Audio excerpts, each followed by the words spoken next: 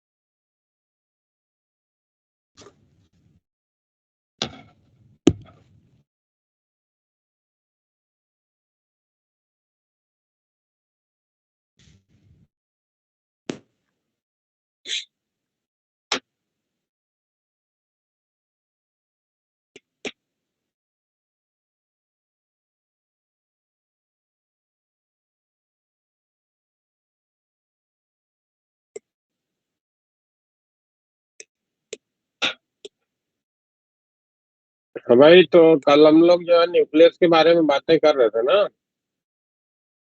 Yes sir. और उसमें आपको रेडियो एक्टिविटी की बात करी गई थी कि जो स्टैटिस्टिकल एनालिसिस हम परफॉर्म करते हैं रेडियो एक्टिविटी से रिलेटेड, उसमें एक लार्ज सैंपल साइज के लिए जो है वो वैलिड इंफॉर्मेशन होता है। Number of active nucleus at any time t को लिखने का इंफॉर्मेशन मिला था n that is equal to n not e to the power minus का लैम्डा टी से, जहाँ पे लैम्डा को आपने नाम दिया था क्या, डीके कांस्टेंट।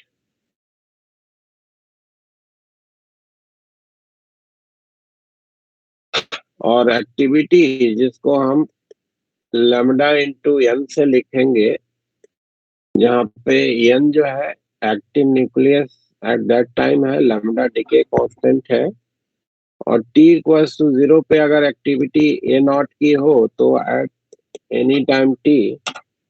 हेलो, आवाज आ रही है मेरी? जी सर, आ रही है। ए को हम लोग लिख सकते हैं A equals to A naught e to the power minus का लैम्डा टी, है ना भाई। ये एक्टिविटी को लिखने का आपके पास इंफॉर्मेशन हो गया, ठीक है। Yes sir. और एक टाइम को बोला गया था हाफ लाइफ,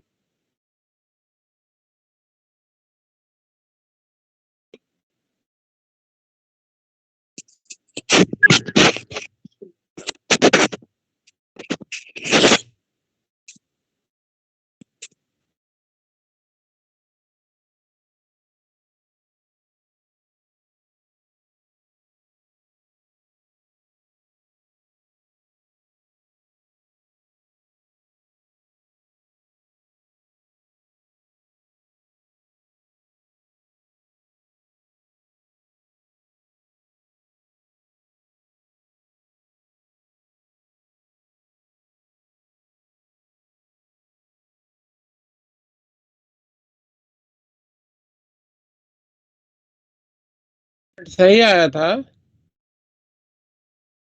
जी सर। फर्स्ट क्लास में नेट प्रॉपर चल रहा था। यस सर, चल रहा था। अभी तो डिस्कनेक्ट हो रहा बार बार, क्यों?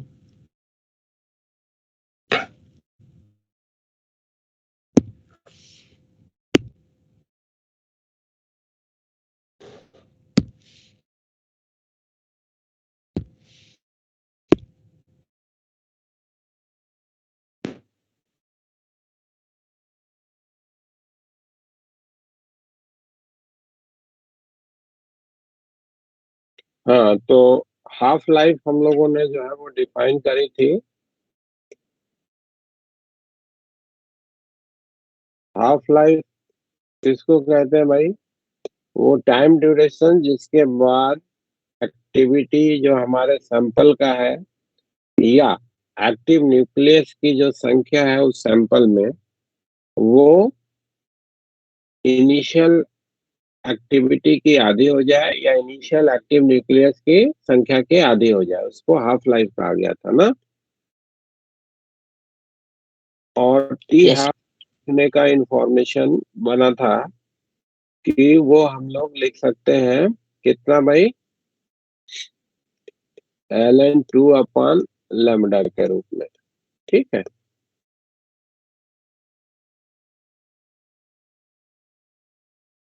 क्लियर है? Yes sir. या 0.693 अपॉन लेमडा, ln 2 की वैल्यू होती है 0.693। तो कभी अगर टी हाफ गिवन हो और जो टाइम ड्यूरेशन जिसके बाद आपको आइदर एक्टिविटी या एक्टिव न्यूक्लियस की संख्या पूछी जा रही है, वो टाइम अगर टी हाफ का इंटीग्रल मल्टीपुल है, तो वहां पे हम इस पर्टिकुलर फॉर्मूले या इस फॉर्मूले को यूज करने की जगह पे एक सिंप्लीफाइड रिप्रेजेंटेशन यूज कर सकते हैं, है ना। इफ मान लो कि टी जो है वो n टाइम्स टी हाफ है? तो इस टी को यहाँ पे प्लेस कर दो भाई, तो n को हम लोग लिख सकते हैं क्या? n0 e⁻ का लैम्डा इंटू टी की जगह पे n टी हाफ रख दिया, यानी कि n into ln 2 divided by lambda लिखा जा सकता है भाई। लैम्डा यस से यस lambda सर। को कैंसिल कर दिया और n0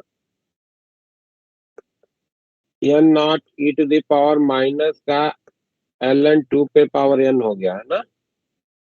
तो क्या बन गया ये? n equals to n0 divided by 2 पे पावर n, है ना।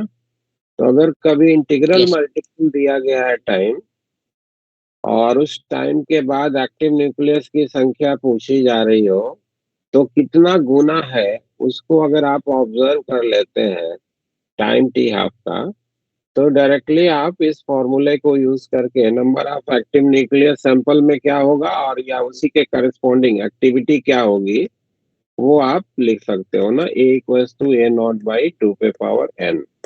ठीक है, ये फ्रूटफुल तभी होगा जब हमारा n इंटीजर के रूप में आवे। अगर फ्रैक्शन आ रहा है तो चाहे आप ओरिजिनल करिए या इस फॉर्मूले से करिए, दोनों से इंफॉर्मेशन जो बनेगा उतना ही लेंदी होगा, उतना ही आपको वर्किंग करनी होगी।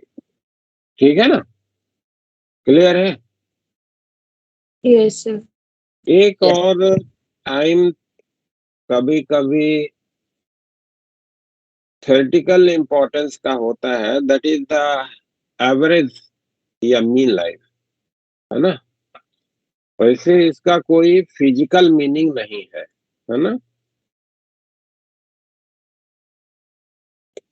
फिजिकल मीनिंग इस पर्टिकुलर टाइम का नहीं है ना। बट कहीं अगर मान लो कि प्रॉब्लम में पूछ ही दिया तो आप इसको कैलकुलेट कर सकते हैं। जो मीन लाइफ है t average, it can be written as 1/λ। ठीक है, या mean life inverse of the t के कांस्टेंट टी मीन। इससे कहीं से ये इन्फ्रेंस अपने दिमाग में मत बनाइएगा कि ऑन एन एवरेज इतने ड्यूरेशन तक हर एक पर्टिकुलर न्यूक्लियाई जो होगा वो स्टेबल होगा, ऐसा कुछ भी इसका मीनिंग नहीं। जस्ट ये थ्योरेटिकल इंपॉर्टेंस का है। ठीक है, इसका कोई भी फिजिकल इन्फ्लुएंस नहीं है आपके उस डीके फिनोमिना को स्टडी परफॉर्म करने में। क्लियर है बात इतनी? Yes sir. चलो एक दो प्रॉब्लम्स इस पे कर लेते हैं, फिर इसमें एक छोटा सा और इंफॉर्मेशन आपको देना है, वो दे करके न्यूक्लियस का समापन करेंगे।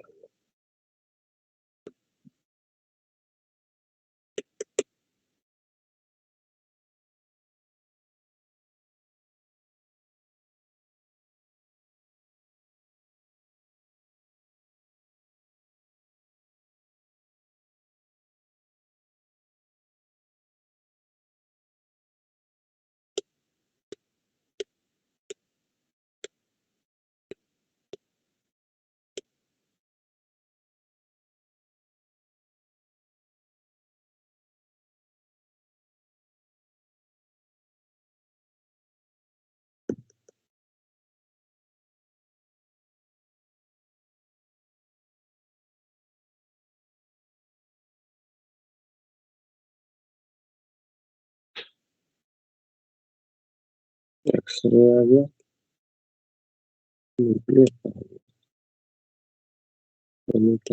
अच्छा इसके बाद है क्या न्यूक्लियस? सेमीकंडक्टर के बाद।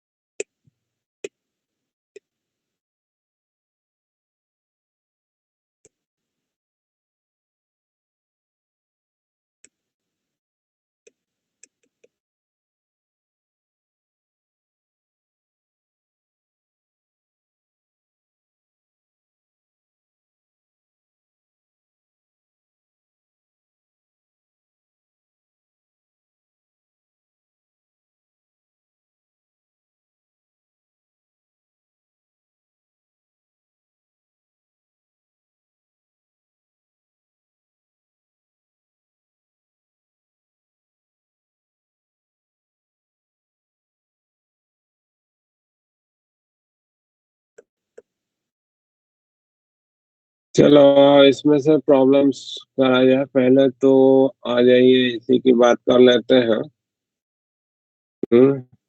न्यूक्लियर रिएक्शन पे आ जाते हैं। How much energy is release in the following reaction? Lithium 7 है, ये एक प्रोटॉन को एब्जॉर्ब करके 2 अल्फा पार्टिकल में कन्वर्ट हो रहा है। तो आपको बताना है कि इस फिनोमिना में कितनी एनर्जी रिलीज होगी। ठीक है,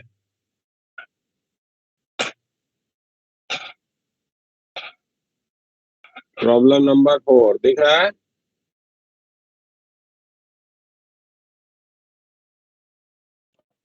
यस सर।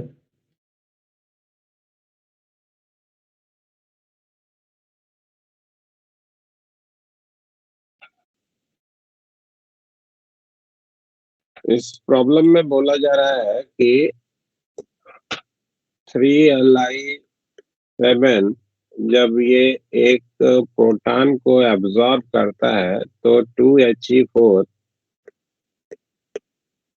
प्लस 2He4 में जो है वो कन्वर्ट हो रहा है। अल्फा पार्टिकल मतलब हीलियम का न्यूक्लियस है ना। Li7 का जो एटॉमिक मास है वो आपको दिया हुआ है। 2He4 का जो एटॉमिक मास है वो भी आपको गिवन है ना। 7.016 एटॉमिक मास यूनिट, और 2He4 का जो एटॉमिक मास दिया गया है 4.0026 एटॉमिक मास यूनिट। और प्रोटॉन का मास आपको याद भी रखना है, या इस बुक में यहाँ पे दिया भी होगा है ना। प्रोटॉन का मास 1.0078, ये एटम का मास दिया गया है। प्रोटॉन का मास 1.073, ये आपको बताया गया है, वो आप यूज कर सकते हैं। 1.0073 है ना, एटॉमिक मास यूनिट AMU। तो आपके पास इंफॉर्मेशन दिया गया है कि इस तरीके के प्रॉब्लम में आपको क्या करना होता है भाई। इस न्यूक्लियर फिनोमिना में जिसमें एक न्यूक्लियस दूसरे न्यूक्लियस में ट्रांसफॉर्म हो रहा है, आपको सबसे पहले तो ये देखना है कि इसमें मास डिफेक्ट कितना आया है ना। तो मास डिफेक्ट यानी यस कि mass of lithium nucleus plus mass of proton, ये तो हो गया रिएक्टेंट का मास, और ये हो गया -2 टाइम्स मास ऑफ हीलियम, ये मास डिफेक्ट हो गया। अब इसको अगर हमको एटॉमिक मास के करस्पॉन्डिंग लिखना है तो मास ऑफ लिथियम में से 3 इलेक्ट्रॉन का मास घटा देंगे तो हमको न्यूक्लियस का मास मिल जाएगा 3 times mass of electron plus mass of proton और -2 टाइम्स मास ऑफ हीलियम लिखा, और इसमें से 2 इलेक्ट्रॉन का मास आपको घटाना है ना। ये मास डिफेक्ट हो जाएगा इस पर्टिकुलर न्यूक्लियर फिनोमिना के लिए। हाँ भाई बोलो। Yes sir. तो ये हो गया atomic mass of lithium plus mass of proton minus 2 times atomic mass of helium. और इधर से देखो तो 3 इलेक्ट्रॉन मास घटना है, 4 इलेक्ट्रॉन मास जुड़ना है, तो +1 मास ऑफ इलेक्ट्रॉन इधर में ऐड होगा और इतना मास डिफेक्ट आ जाएगा इसमें। ठीक है ना? Yes sir.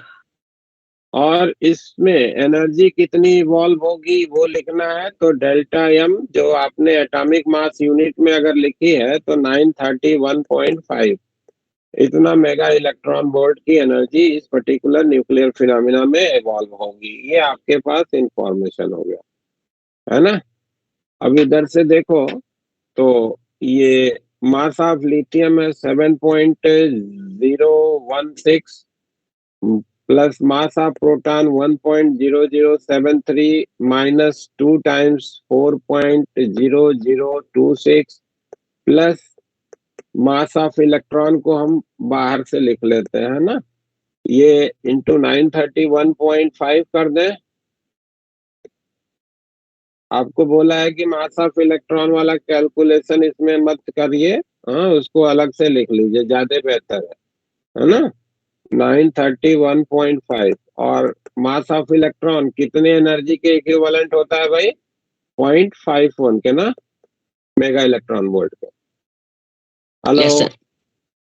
अब ये कैलकुलेशन आप करके एनर्जी कितना इवॉल्व होगी वो आप कैलकुलेट कर सकते हैं। क्लियर है ये problem? Yes sir. Yes sir. Yes sir. Sir ठीक है। 1.02 नहीं करना? हाँ 1.02 1.02 क्या है? सर 0.51 के इंस्टेड। कहाँ है 1.02 करेंगे भाई? एक ही नहीं, इलेक्ट्रॉन। यस एक सर, ही इलेक्ट्रॉन का एक्सेस मास है ना भाई, यस सर।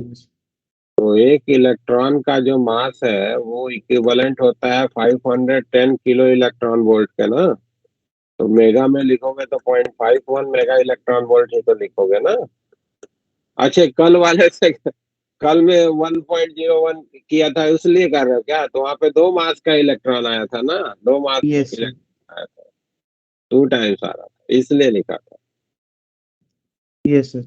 ठीक है, समझ गया? ये कैलकुलेशन हो जाएगा। हम्म, यस सर।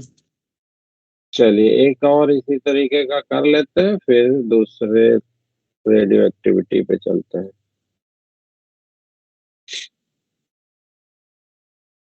ये तो बाइंडिंग एनर्जी में फिर से वही करना है ना?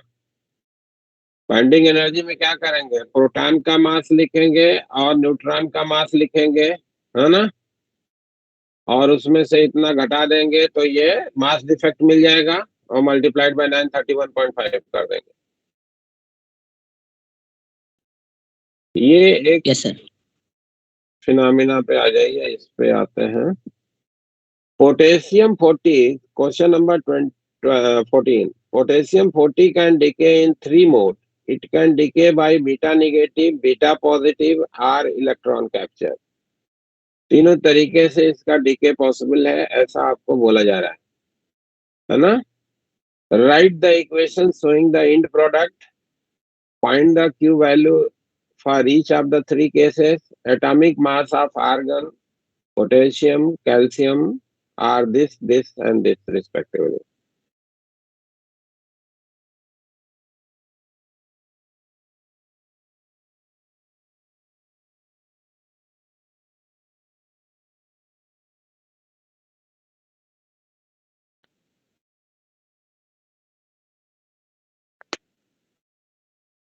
सर फोर्थ क्वेश्चन करना है या फिर 14 सॉरी 4 तो हो गया, 14 करना है।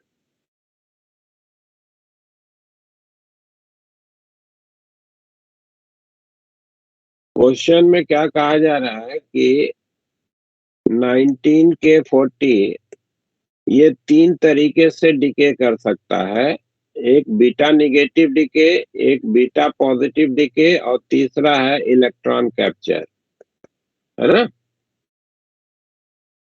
आपको बताना है कि ये तीनों इक्वेशन कैसे आप लिखोगे। न्यूक्लियर रिएक्शन को लिखना है आपको पहले तो, और तीनों के लिए क्यू वैल्यू बतानी है ना, क्यू वैल्यू भी बतानी है, Q value and Q value, इन तीनों इक्वेशन के लिए क्यू वैल्यू क्या होगी वो आपको बतानी। उसके लिए आपको पोटेशियम 40, कैल्शियम 40 और आर्गन 40, इन तीनों के एटॉमिक मास गिवन है ना। पोटेशियम 40 का जो एटॉमिक मास दिया गया है आपको वो है 39.964,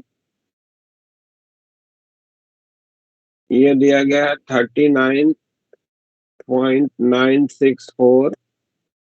कैल्शियम 40 का जो दिया गया है 39.96, 39.9626, 39.9626। और आर्गन 40 का जो है दिया गया है 39.9624, 39.9624, है ना। इनके एटॉमिक मासेस है।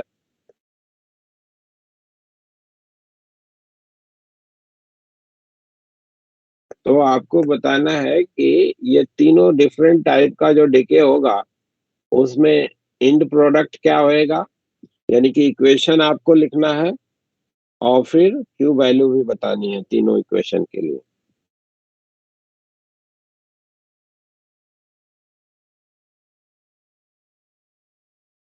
कर रहे हैं आप लोग कि बताते चलो?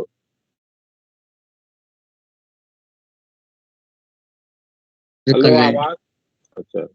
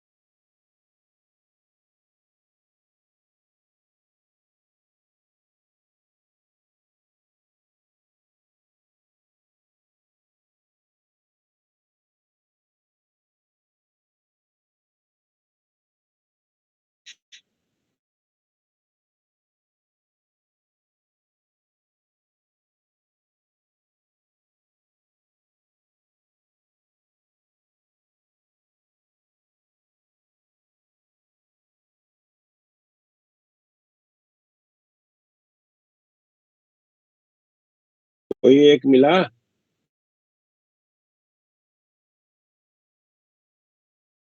Yes sir.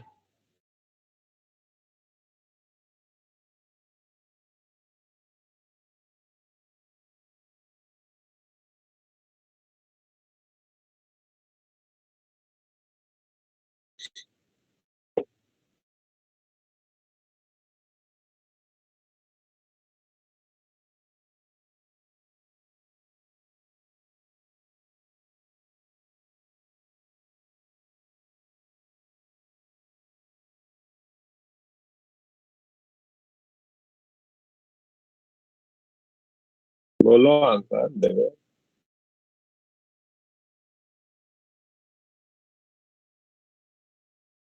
बीटा नेगेटिव के लिए 1.3041 mega electron volt. Beta negative के लिए 14 number One- 1.3034 mega electron volt लिखा हुआ।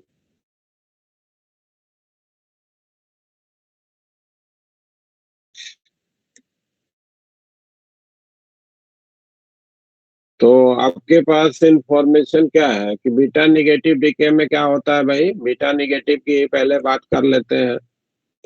बीटा निगेटिव में एक न्यूट्रॉन जो है वो टूटता है, प्रोटॉन बनता है, इलेक्ट्रॉन बनता है और एंटी न्यूट्रिनो बनता है ना। ये प्रोटॉन न्यूक्लियस में रह जाता है और ये इलेक्ट्रॉन और एंटी न्यूट्रिनो न्यूक्लियस से बाहर जाते हैं। ठीक है। प्रोटॉन के एक एक्स्ट्रा हो जाने के कारण एटॉमिक नंबर 1 बढ़ जाता है, तो क्या बन जाएगा 19 के 40। ये जब बीटा निगेटिव डिके को जाएगा तो यहाँ पे एटॉमिक नंबर 1 बढ़ जाएगा, यानी कि 20 Ca40 बनेगा।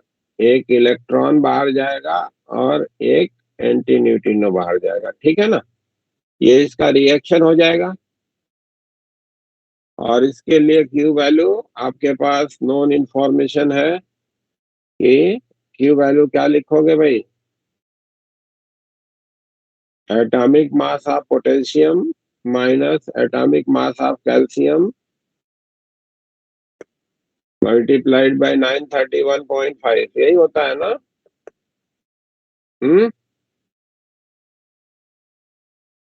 हेलो। हाँ यस सर।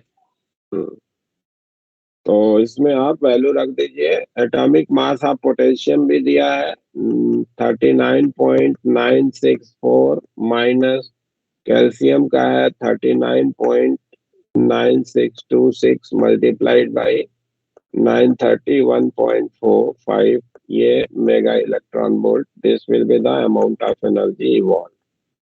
ये तो हो गया बीटा निगेटिव। बीटा पॉजिटिव में क्या होता है भाई?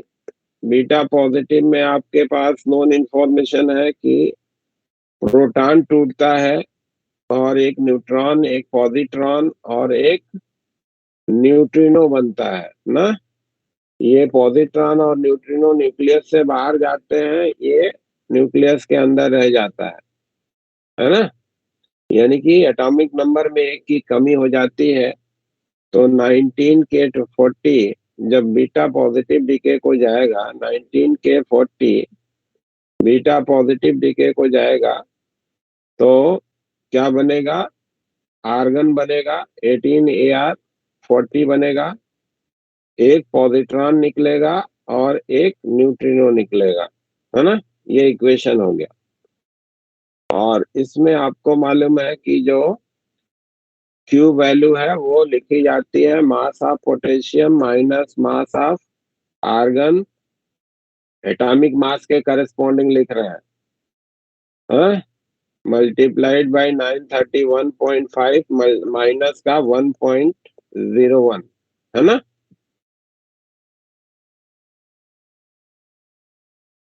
ठीक है भाई, यस सर। याद आ रहा है कि पूरा इक्वेशन लिखना पड़ेगा ये लिखने के लिए? आ गया सर। ठीक है। अब इधर से देखो तो पोटेशियम और आर्गन का मास दिया गया है। पोटेशियम का है 39.946 माइनस आर्गन का कितना था? 39.9624 मल्टीप्लाइड बाई 931.5 माइनस 1.01। और जब इलेक्ट्रॉन कैप्चर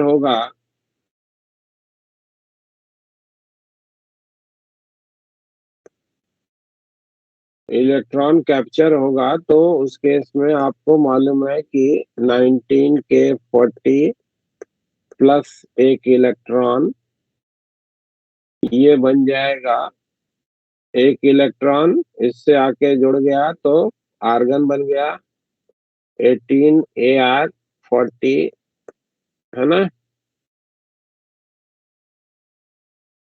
न्यूट्रिनो निकला और एक्सरे आएगी, है ना। Yes sir. ठीक है भाई, तो ये इसका इक्वेशन हो जाएगा।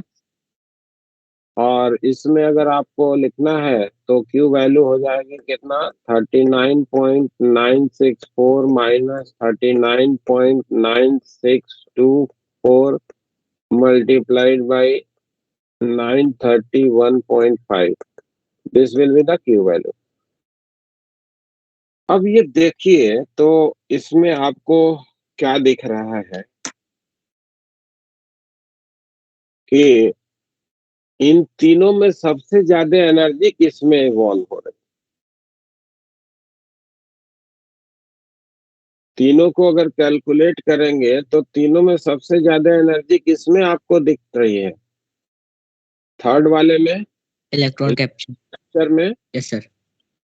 ठीक है ना। सर। तो यस सर। इसीलिए आपको बोला था कि जब कभी भी कोई हैवी न्यूक्लियस होता है और वो बीटा पॉजिटिव या फिर इलेक्ट्रॉन कैप्चर के इन्फ्लुएंस में अगर जाना है उसको, तो हमेशा वो हैवी न्यूक्लियस जो है वो प्रिफर करेगा इलेक्ट्रॉन कैप्चर को और उसके थ्रू स्टेबल होने का प्रयास करेगा, है ना। कारण क्या है कि इधर में ये एनर्जी यहाँ पे घट रही है जबकि यहाँ पे ये घटना नहीं है ना। छोटे न्यूक्लियस में क्यों नहीं होता है, छोटे न्यूक्लियस में इसलिए नहीं होता है क्योंकि उसमें एटॉमिक नंबर छोटा है, तो न्यूक्लियस के कारण जो ऑर्बिटिंग इलेक्ट्रॉन है उस पे फोर्स इतना नहीं लग पाता कि वो इलेक्ट्रॉन न्यूक्लियस के अंदर में जो है खींच जाए। इसलिए छोटे न्यूक्लियस में इलेक्ट्रॉन कैप्चर जो है वो नहीं होता, है ना।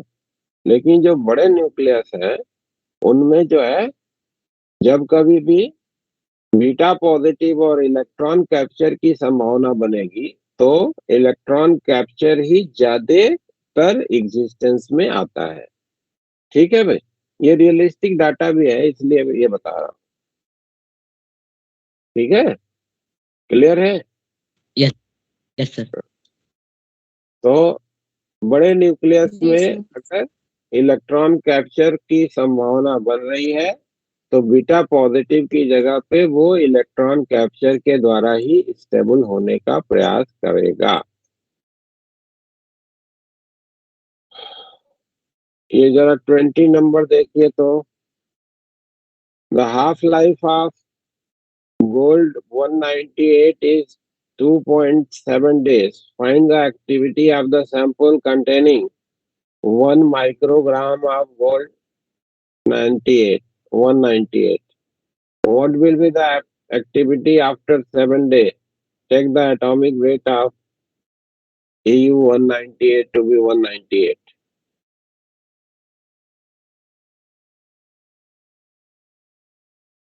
टू 2.7 days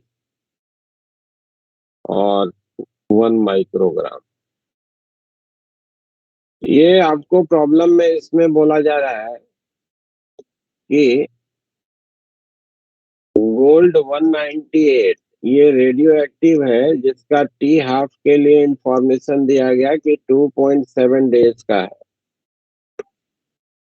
तो आपसे बोला जा रहा है कि अगर गोल्ड का 1 माइक्रोग्राम लिया गया, 1 माइक्रोग्राम ही था ना, हाँ 1 माइक्रोग्राम, तो उसकी एक्टिविटी कितनी होगी ये आपको बतानी है कि 1 माइक्रोग्राम का गोल्ड 198 है तो उसकी एक्टिविटी कितनी होगी ये आपको बताना है। ठीक है भाई, तो आपके पास इंफॉर्मेशन क्या बनता है भाई, जबकि इसका मॉलिक्यूलर मास जो है वो 198 ग्राम पर मोल लेना है, 198 ग्राम पर मोल।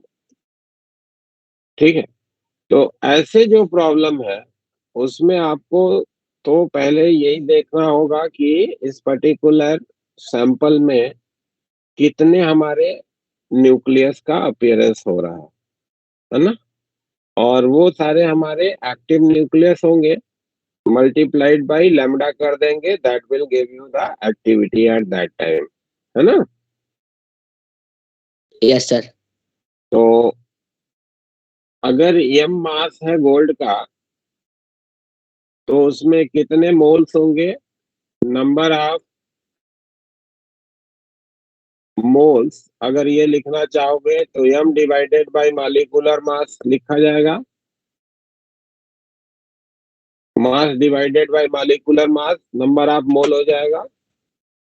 Yes, sir. ठीक है, नेचुरल है कि मास और मॉलिक्यूलर मास में जो भी यूनिट आप लिखोगे वो सेम लिखोगे, जैसे इसे माइक्रोग्राम को भी ग्राम में बदलना होगा ना, क्योंकि ये ग्राम पर मोल में है तो इसको भी ग्राम में बदलना पड़ेगा। ठीक है, तो नंबर ऑफ मोल्स हो गए।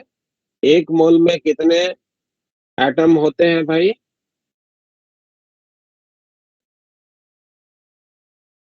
Number of atoms in m ग्राम अगर ये लिखना होगा तो वो क्या लिखा जाएगा भाई, m divided by capital M into Avogadro number. Yes sir. Yes, sir. एक मोल में अवोगाद्रो नंबर के बराबर एक्टिव न्यूक्लियस होंगे। ठीक है भाई, Yes, sir. Yes sir. Number of active nucleus की संख्या आपको मिल गई। जितने एटम होंगे उतने ही न्यूक्लियस भी होंगे। Hmm. Yes sir. Number of active nucleus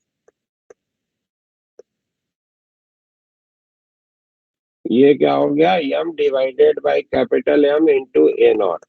तो ये आपके पास एक्टिव न्यूक्लियस की संख्या हो गई। तो एक्टिविटी अगर लिखनी है तो एक्टिविटी क्या लिखी जाएगी, एक्टिविटी आपको मालूम है कि ये लिखी जाती है भाई लैम्डा इंटू एन से ना। तो इनिशियली जो एक्टिव न्यूक्लियस है हम यहाँ पे ए नॉट अवोगाद्रो नंबर के लिए यूज कर लिया, तो एक्टिविटी को आर से दिखा दे रहा है। ठीक है, ठीक है, यस ए सर। नॉट और ए कंफ्यूज ना हो इसलिए। तो इनिशियल एक्टिविटी को लिखने का तरीका हो जाएगा, हमको टी हाफ दिया गया है जबकि हमको लैम्डा लिखना है, तो लैम्डा को टी हाफ के टर्म में लिख लेते हैं, तो ln2 बाई टी हाफ हो जाएगा। तो ln2 into m into a not divided by m into t half. ठीक है ना, ये एक तरीके से ऐसे पर्टिकुलर प्रॉब्लम के लिए फॉर्मूला हो गया ना। आप इसको याद रख सकते हैं, किसी भी पर्टिकुलर सैंपल में जो एक्टिव न्यूक्लियस का मास दिया गया हो और उसकी एक्टिविटी लिखनी है तो आप इस फॉर्मूले से डायरेक्टली लिख सकते हैं अगर टी हाफ गिवन होगा तो। और अगर जो है डीके कांस्टेंट दिया गया होगा तो इसी को हम लोग ऐसे भी लिख सकते हैं भाई, है ना, lambda into m into a not divided by m से ना। Yes sir. ठीक है, तो दोनों में से कोई भी इंफॉर्मेशन अगर याद रखेंगे आप तो ऐसे किसी भी पर्टिकुलर प्रॉब्लम को आप वर्कआउट कर सकेंगे। अब इसमें आप वैल्यूज को प्लेस कर दो भाई, तो इनिशियल एक्टिविटी मिल जाएगी, आर नॉट की वैल्यू आपको मिल जाएगी, ये मास हो गया 1 माइक्रोग्राम था तो 1 इंटू 10⁻⁻⁻6 हो जाएगा ग्राम में, है ना। अवोगाद्रो नंबर कितना होता है भाई, 6.023 इंटू 10⁻23 है ना, इंटू यस ln सर। 2 की वैल्यू 0.693 होता है divided by molecular mass atomic mass 198 दिया ही है, ग्राम में लिखना है क्योंकि ये भी ग्राम में लिखा है आपने, ग्राम पर मोल में लिखिए इसको भी। और टी हाफ कितना था 22.7 डेज है, तो डे को हमको सेकेंड में बदलना होगा, तो ये 2.7 डेज में 24 से मल्टीप्लाई किया तो हमको इतना घंटा हो गया, घंटे को मिनट में बदलने के लिए 60 से मल्टीप्लाई किया, सेकंड में बदलने के लिए 60 से मल्टीप्लाई कर दिया, तो इतना बैक्वेरल मिलेगा, है ना? समझ रहे हो? Yes sir. ये आपको Yes, बैक्वेरल yes. में मिलेगा आंसर, डिसइंटीग्रेशन पर सेकंड। और जनरली आपको आंसर जो भी रहेंगे वो क्यूरी में रहेंगे, क्योंकि बैक्वेरल बहुत छोटी यूनिट है ना? तो क्यूरी में कन्वर्ट करने के लिए क्या करना पड़ेगा? इसी को आर नॉट इन क्यूरी लिखना है। तो क्या कैसे लिखोगे? आर नॉट जो आपने निकाला है डिवाइडेड बाई 37 इंटू 10⁹ ना, ये क्यूरी में हो जाएगा। तो ये इनिशियल एक्टिविटी आपको मिल गई, ठीक है? क्लियर है बात भाई? Yes, sir. और आपको एक्टिविटी आफ्टर 7 डेज का इंफॉर्मेशन पूछा गया है, तो activity after 7 days r equals to r not e to the power minus का ln2 divided by t half into t से लिखा जाएगा, ठीक है? तो जो भी आपने एक्टिविटी निकाली है r not e to the power minus का 0.693 इंटू 7 डिवाइडेड बाई 2.7, ये आपको कैलकुलेशन करना है, ठीक है? अब जब ऐसे कोई भी कैलकुलेशन मिलेंगे जिसमें ई के पावर में हमारा फ्रैक्शनल पार्ट कुछ आ रहा होगा या किसी अननोन के फॉर्म में आ रहा होगा, तो वहां पे ऐसा डेटा आपको उस पर्टिकुलर प्रॉब्लम में नेसेसरली गिवन रहेगा, जिससे कि आप उसकी वैल्यू लिख सके, ठीक है? अभी फिलहाल आपको क्या करना पड़ेगा? इसको निकालना पड़ेगा कैलकुलेटर से।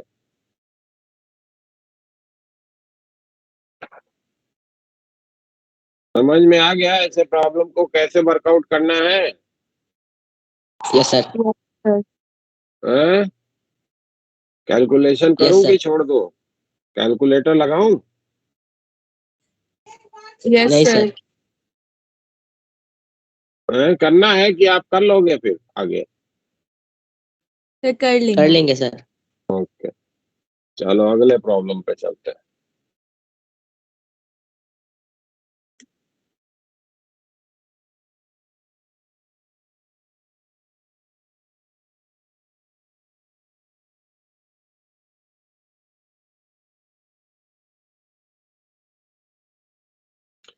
काउंट रेट, ये 24 देखिए। Count rate for a radio active sample for from 4 into 10 to the power 6 per second to 1 into 10 to the power 6 per second in 20 hour. What will be the count rate 100 second 20 hour 100 hour after the beginning? तो ये देखिए, तो count rate का मतलब activity है ना?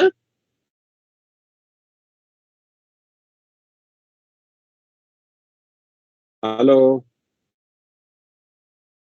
Hello, Yes. Yes sir. Count rate का मतलब एक्टिविटी है। पहले एक्टिविटी इसकी दी गई है, इनिशियल एक्टिविटी के बारे में इंफॉर्मेशन आपको गिवन है कि इनिशियल एक्टिविटी आर नॉट जो है वो है 4 into 10 to the power 6 बैक्वेरल, और टाइम 20 आवर के बाद की activity 1 into 10 to the power 6 बैक्वेरल का दिया गया आफ्टर 20 आवर, ठीक है? तो 100 आवर्स के बाद की आपको एक्टिविटी पूछी गई है, तो आप ये फॉर्मूला डायरेक्टली यहाँ पे यूज कर सकते हो, r equals to r not divided by 2 to the power n, है ना?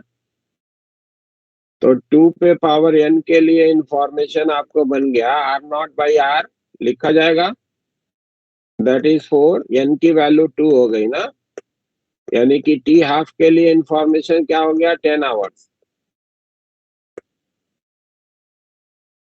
ठीक है भाई? बात समझ में आई यहाँ तक की?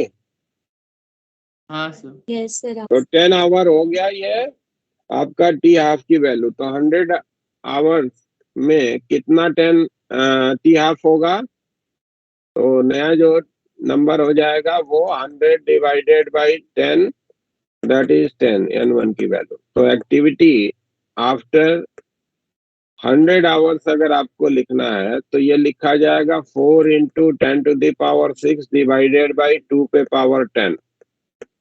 अब ये कैलकुलेशन आप इजीली कर सकते हैं, जो करेंगे वही एक्टिविटी हो जाएगी।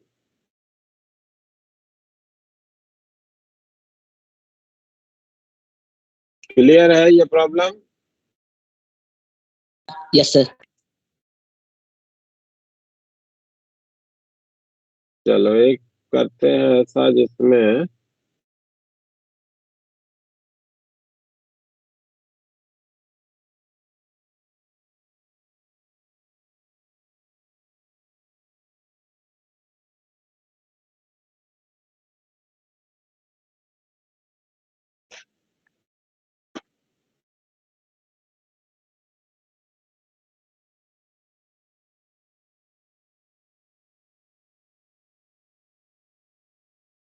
अब जैसे 26 देखिए कि find the total number of disintegration in 10th hour measured from a time when the activity of sample was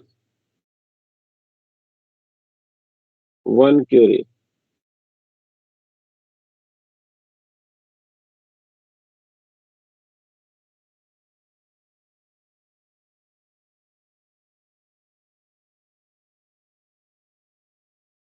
एक रेडियो एक्टिव आइसोटोप है, इसका हाफ लाइफ आपको दिया गया है और कितने डिसइंटीग्रेशन ये 10वें घंटे में पाएगा उसकी बात आपको करनी है, जबकि इनिशियल एक्टिविटी उसकी दी गई है कि 1 क्यूरी का है। तो इसमें भी कैलकुलेशन कैलकुलेटर वाला ही आएगा, करते हैं, है ना?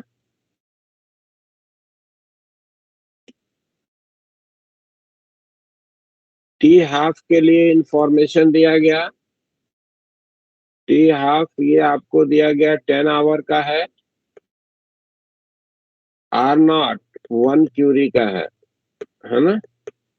तो 10th में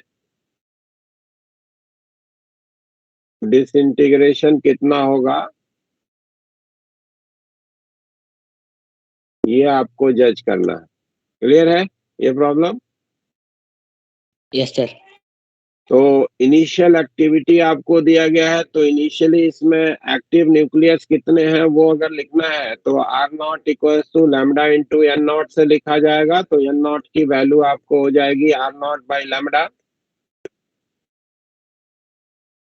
तो 10वें घंटे में कितने डिसइंटीग्रेशन हुआ ये अगर आपको जानना है भाई, तो 9 घंटे के बाद कितने एक्टिव न्यूक्लियस हैं वो निकाल लें और 10 घंटे के बाद कितने एक्टिव न्यूक्लियस हैं वो निकाल लें, दोनों का डिफरेंस कर दें तो 10वें घंटे में कितना डिसइंटीग्रेशन हुआ मिल जाएगा।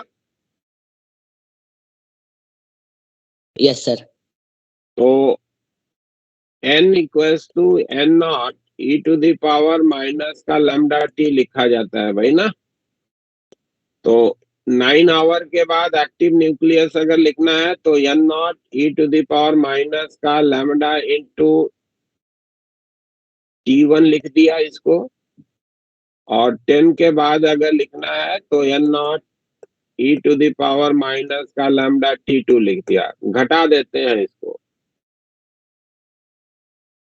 n9 माइनस n10, ये आपका हो गया number of disintegration in the 10th hour. तो एन नॉट दोनों में से कॉमन हो जाएगा, e to the power minus का lambda T1 minus e to the power minus का लैम्डा T2। एन नॉट हमारा है R नॉट बाई लैम्डा और ये हो जाएगा e to the power minus का ln2 इंटू 9/10 और ये आपको हो जाएगा 1/2, है ना? बोलो भाई, ठीक है? Yes sir.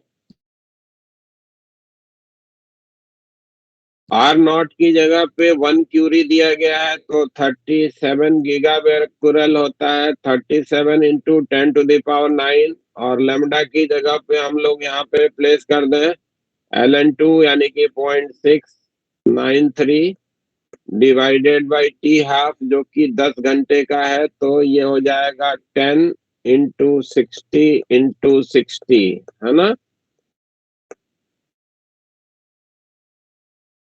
बोलो भाई। और ये हो जाएगा e⁻⁻ का 0.693 इंटू 9 डिवाइडेड बाई 10 और माइनस का 1/2।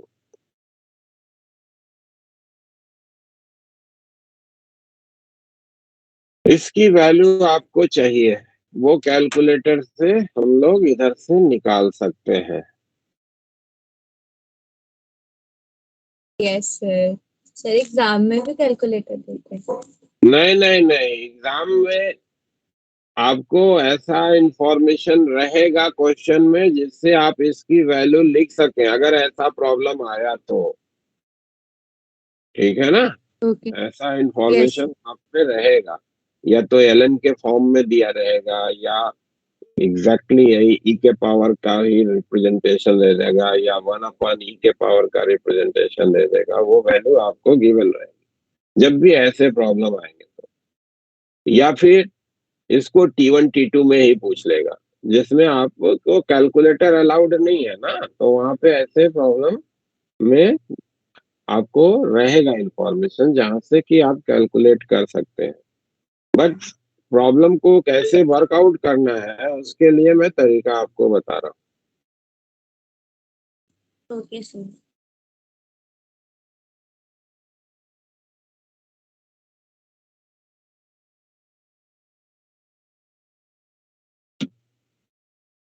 एक प्रॉब्लम कर लेते हैं जिसमें आपको कैलकुलेशन नहीं करना है, सीधे एक्सप्रेशन ही बनाना है, ऐसा कर लेते हैं ना। -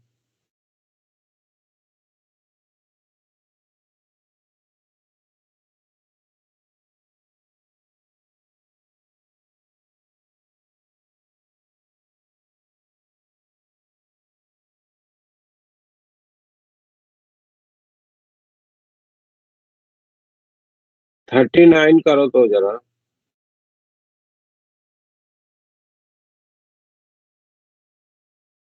A radioactive isotope is being produced at a constant rate R in an experiment. The isotope has a half-life of T half. Consider the situation of previous problem. Suppose the production of radioactive isotope start at T equals to 0. Find the number of active nuclei at time T. ये 39 वाला करिए, उसी में 38 भी explain हो जाएगा। यहाँ पे कैलकुलेशन नहीं करना है, बस एक्सप्रेशन बनाना है। बनाइए इसको।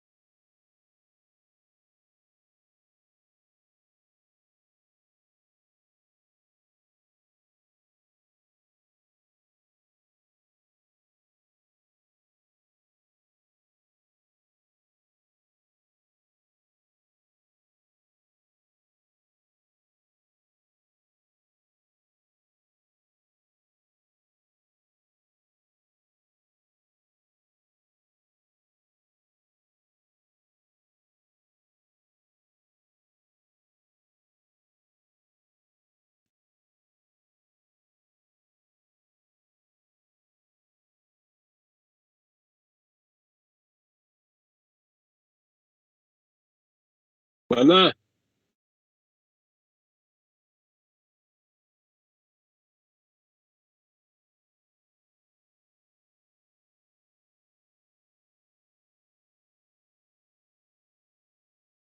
मिला भाई किसी को?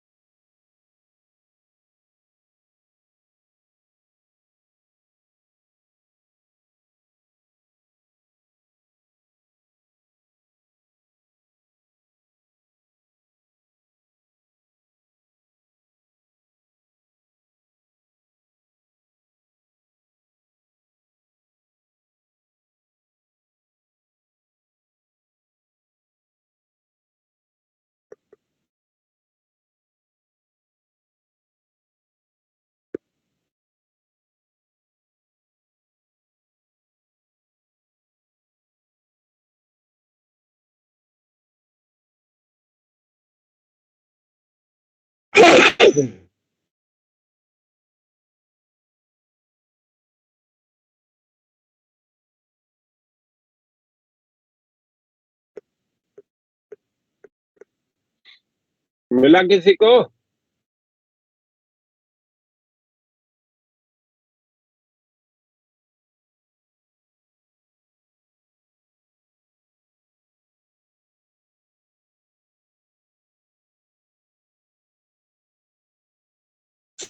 बतावे? जी सर। चलो देखो फिर। अब प्रॉब्लम में क्या बोला गया कि एक रेडियो एक्टिव सैंपल है जिसको लैब में प्रोड्यूस किया जा रहा है, कांस्टेंट रेट से प्रोड्यूस किया जा रहा है, और वो कांस्टेंट रेट आर का है ना? यानी कि रेट ऑफ प्रोडक्शन आर है। तो धीरे धीरे ये सैंपल में जो एक्टिव न्यूक्लियस है उनकी संख्या जो है वो बढ़ेगी। अब जब न्यूक्लियस एक्टिव न्यूक्लियस क्रिएट होंगे तो वो नेचुरल है कि डिसइंटीग्रेट भी करेंगे, है ना? वो डिसइंटीग्रेट भी करेंगे। ठीक है। तो आपके पास ऑब्जर्वेशन क्या बनेगा कि किसी समय पे अगर आपने अज्यूम कर लिया कि जो एक्टिव न्यूक्लियस है उनकी संख्या n की है, मान लिया आपने, let at time t number of active nucleus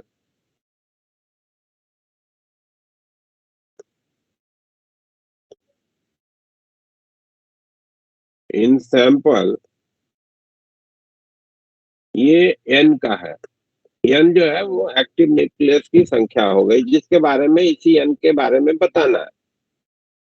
तो उस इंस्टेंट ऑफ टाइम पे जो माइन्यूट इंटरवल dt होगा उसमें जो एक्टिव न्यूक्लियस की संख्या बढ़ेगी वो r इंटू dt से लिखेंगे, और जो टूटेगी वो lambda into n into dt से लिखा जाएगा, है ना भाई?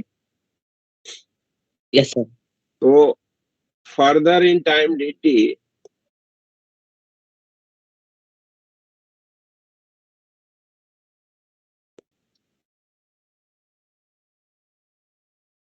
increment in active nucleus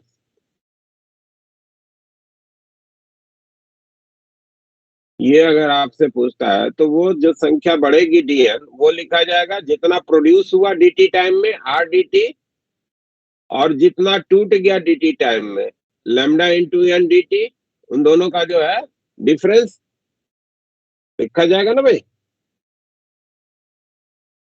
hello? Yes sir. जी सर।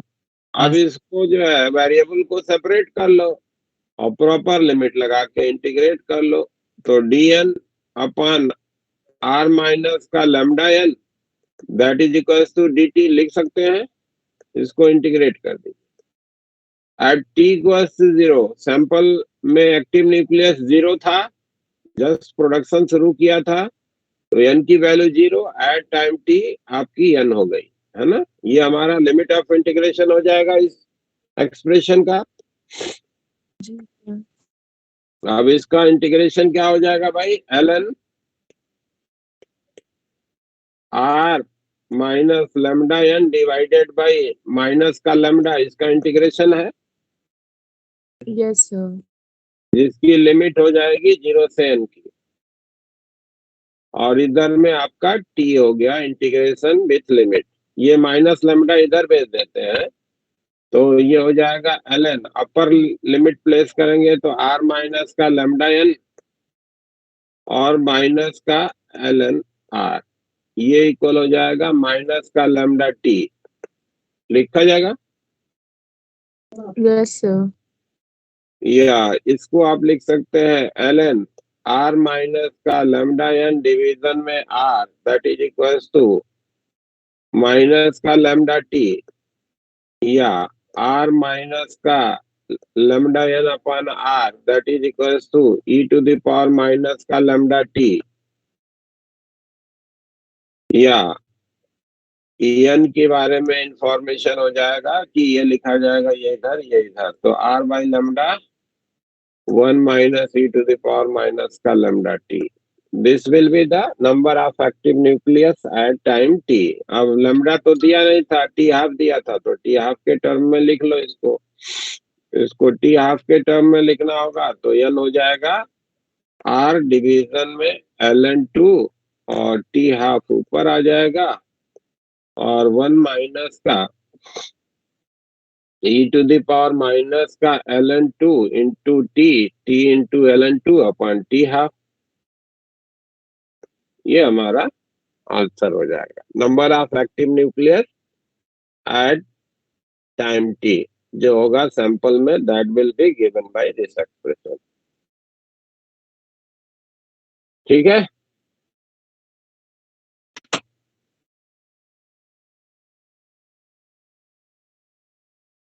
और इसी में आपको फिर पहला वाला प्रॉब्लम था कि एक लंबे समय के बाद नंबर ऑफ एक्टिव न्यूक्लियस जो सैंपल में होगा दैट विल बिकम कांस्टेंट। तो वो कांस्टेंट संख्या कितनी होगी ये आपको बताना है।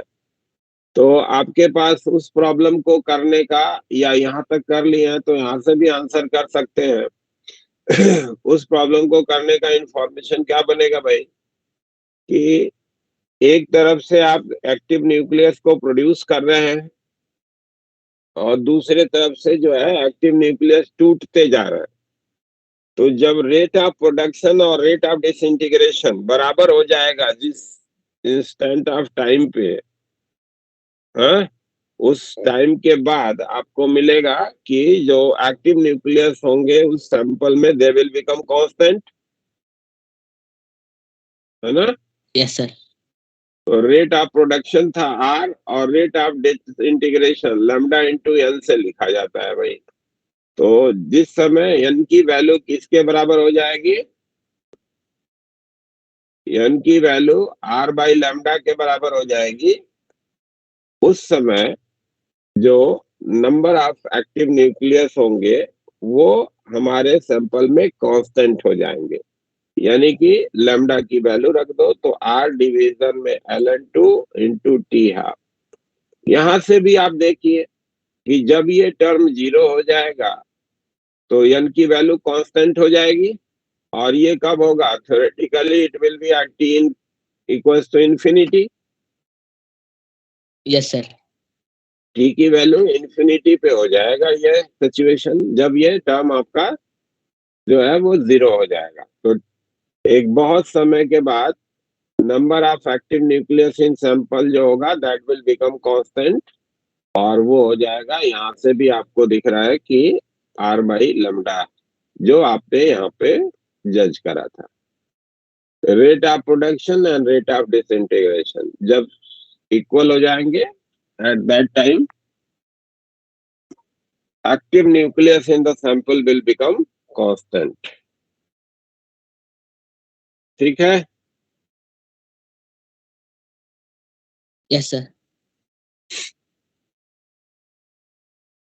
कभी कभी ऐसी भी बातें करी जाती हैं प्रॉब्लम में, जब एक रेडियो एक्टिव न्यूक्लियस जो डिसइंटीग्रेट करता है तो उसमें जो डॉटर न्यूक्लियस बनता है वो भी रेडियो एक्टिव होता है ना? एक डिसइंटीग्रेट किया, डॉटर न्यूक्लियस बना, वो भी डिसइंटीग्रेट करेगा।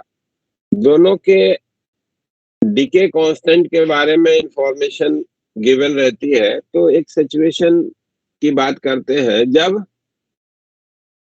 जो है रेडियो एक्टिव इक्विलिब्रियम का अपीयरेंस होता है।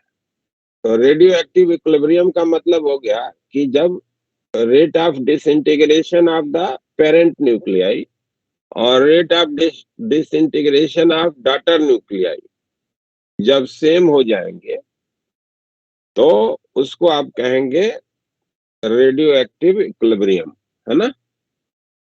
जैसे मान लो कि एक न्यूक्लियस कहा गया कि ए न्यूक्लियस है, इसका डीके कांस्टेंट λ1 है, λa है, और ये बी में डिसइंटीग्रेट कर रहा है, चाहे वो किसी भी फिनोमिना से हो रहा हो, चाहे अल्फा हो, चाहे बीटा हो, चाहे जो हो, ठीक है? और बी भी डिसइंटीग्रेट कर रहा है जिसका डीके कांस्टेंट जो है वो लैम्डा बीटा है। इनिशियली मान लो कि सैंपल में केवल ए है और इसका एक्टिव न्यूक्लियस की जो संख्या है दैट वाज n0।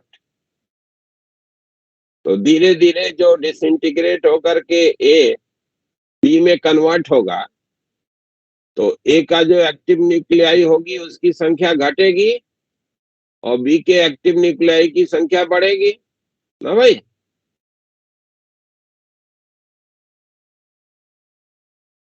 एक सिचुएशन ऐसा मिलेगा जब number of active nuclei of A यानी इस तरीके से हो जाए कि lambda A into N A ये इक्वल हो जाए lambda B into N B के। तो it will be known as radioactive equilibrium.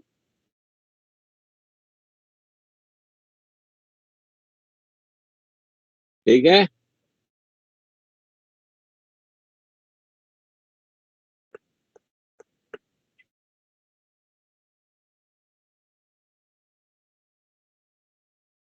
Yes, और sir. अगर ये सक्सेसिव डिसइंटीग्रेशन हो रहा है तो इस डिसइंटीग्रेशन में इनिशियल अगर ए का एक्टिव न्यूक्लियस की संख्या n नॉट की हो तो किसी टाइम टी पे एक्टिव न्यूक्लियस बी की कितनी होगी इसको लिखने का जो एक फॉर्मूला आप अपने ध्यान में रख सकते हैं वो है n naught into lambda A divided by lambda A minus का लैम्डा बी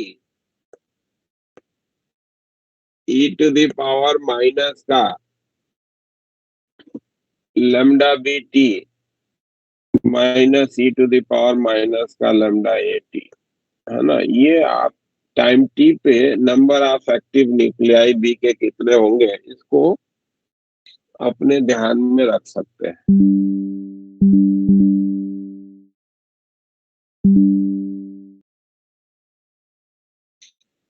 वैसे तो कभी प्रॉब्लम आया नहीं है बट आपके उसमें दिया हुआ है ये बुकलेट में इसलिए इसको दे दिया। एक डिफरेंशियल इक्वेशन बनता है सक्सेसिव डिफरेंशिएशन सक्सेसिव डिसइंटीग्रेशन का लिख के और उसको सॉल्व करके ये इक्वेशन बनता है। तो आपके बुकलेट में गिवन है इसलिए हमने इसको मेंशन कर दिया, बट कभी प्रॉब्लम इस पे ना आया है ना ही इसके आने की संभावना। अब आ जाते हैं न्यूक्लियर फ्यूजन पे।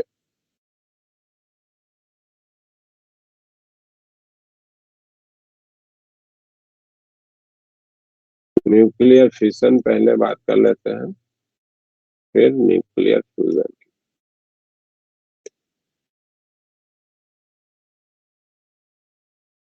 हम लोगों ने जब बाइंडिंग एनर्जी पर न्यूक्लियन के करस्पॉन्डिंग ग्राफ बनाया था, बाइंडिंग एनर्जी पर न्यूक्लियन,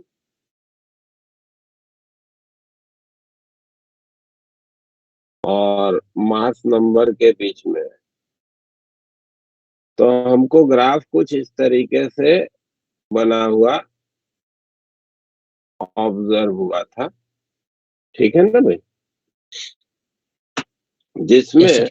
हमको ये ऑब्जर्वेशन आई थी कि जो आयरन 56 है, यानी कि 26 या फिर 56,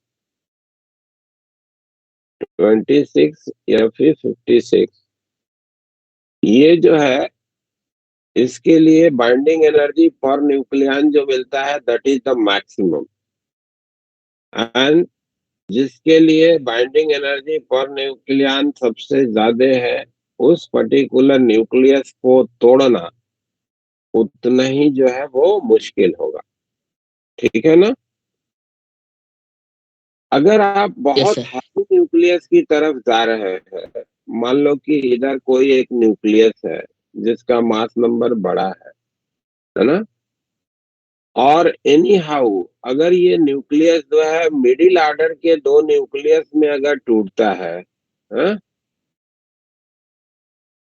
तो आपको ऑब्जर्वेशन ये मिलता है कि मिडिल ऑर्डर का जो न्यूक्लियस है उसके लिए बाइंडिंग एनर्जी पर nucleon is larger as comparison to larger nucleus. ठीक है? तो ये फिनोमिना जो है वो एनर्जेटिकली फेवरेबल है, यानी कि यहाँ पे एनर्जी जो होगी दैट विल बी इवॉल्व। तो जब कोई भी बड़ा न्यूक्लियस मिडिल ऑर्डर के न्यूक्लियस में टूटता है तो इस फिनोमिना को आप कहते हैं न्यूक्लियर फिशन, है ना? और इस फिनोमिना में सर्टेन अमाउंट ऑफ एनर्जी जो होती है that is going to be release whenever a nucleus of larger mass number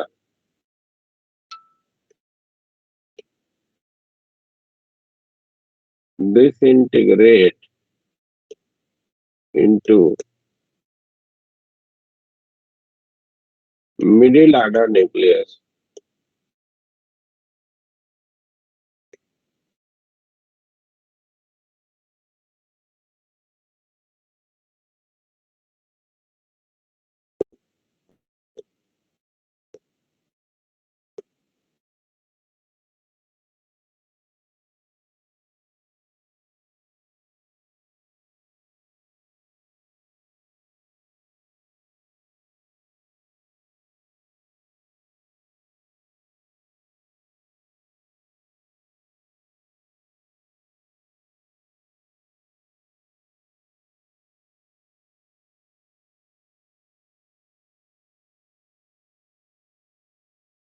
बार बार डिस्कनेक्ट हो जा रहा है।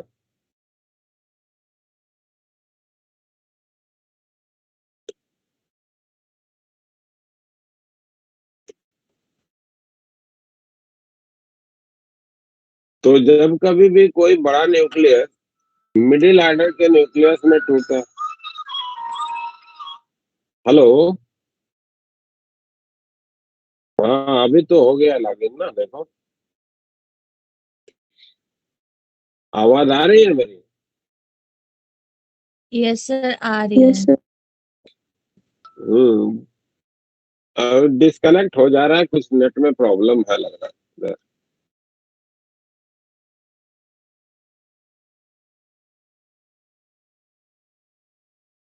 तो जब कभी भी कोई बड़ा न्यूक्लियस जो है वो मिडिल ऑर्डर के न्यूक्लियस में टूटता है, तो some amount of energy is released in this phenomena. Some amount of energy is released in this phenomena.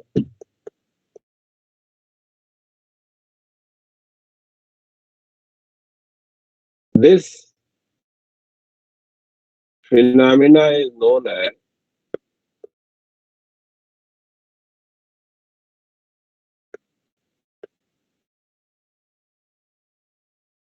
nuclear fission.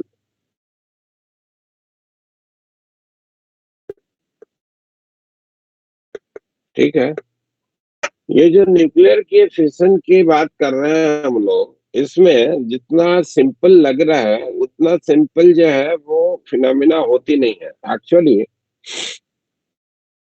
जो है कोई भी पर्टिकुलर जो न्यूक्लियस है जो अनस्टेबल है, वो न्यूक्लियस जो है अगर फिजनेबल है यानी कि टूटने वाला है, तो वो इतना इजिली जो है डिसइंटीग्रेट हो जाता है कि अगर आप उसको देखेंगे तो आपके नेचर में उनका जो प्रेजेंस होगा वो बहुत बहुत बहुत कम, ठीक है, ऑलमोस्ट एक ट्रेस के रूप में उसका अपीयरेंस होगा, ठीक है, ऑलमोस्ट नेग्लिजिबल होगा, ठीक है ना। और नॉर्मल कोर्स में जो आप न्यूक्लियस देखते हैं तो वो जो कि डिसइंटीग्रेट करते हैं वो रेडियो एक्टिविटी फिनोमिना के द्वारा जो है वो डिसइंटीग्रेट होते हुए स्टेबिलिटी को पाने का प्रयास करते हैं, ठीक है। जैसे अगर आप यूरेनियम की बात करें तो यूरेनियम जिसका एटॉमिक नंबर आपको 92 का है, इसका कोई पर्टिकुलर और आप उठावेंगे तो उसमें आपको इसके दो आइसोटोप मिलेंगे, एक यूरेनियम 235 और दूसरा है यूरेनियम 238, है ना। यूरेनियम 2 का अगर आप जो है कोई सैंपल लिए तो उसमें आपको ये दो पर्टिकुलर जो है आइसोटोप मिलेंगे, जिसमें से कि यूरेनियम 238 जो होगा that will B of very much large amount, जिसका जो ट्रेस होता है ये भी बहुत कम ही होता है ना। और यूरेनियम का जो जी 236 है, ये यूरेनियम 236 जो है वो हाईली फिजनेबल है। 92 यूरेनियम 236 ये फिजनेबल है।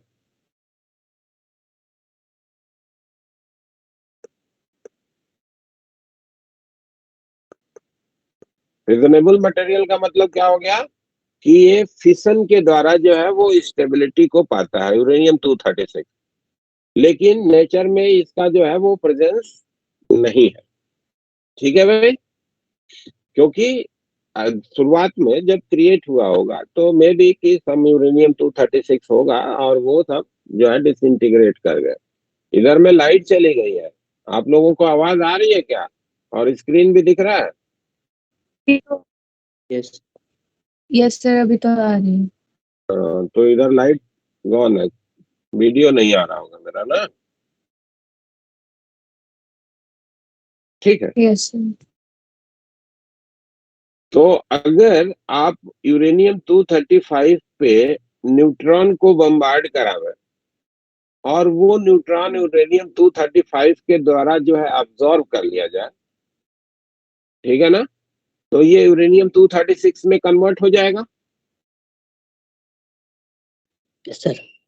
ठीक है। जैसे मान लो कि 92U235 है और इस पे आपने न्यूट्रॉन को बम्बार्ड कराया, है ना, 0 1 कर दिया, तो ये बन जाएगा क्या? यूरेनियम 236 बन जाएगा।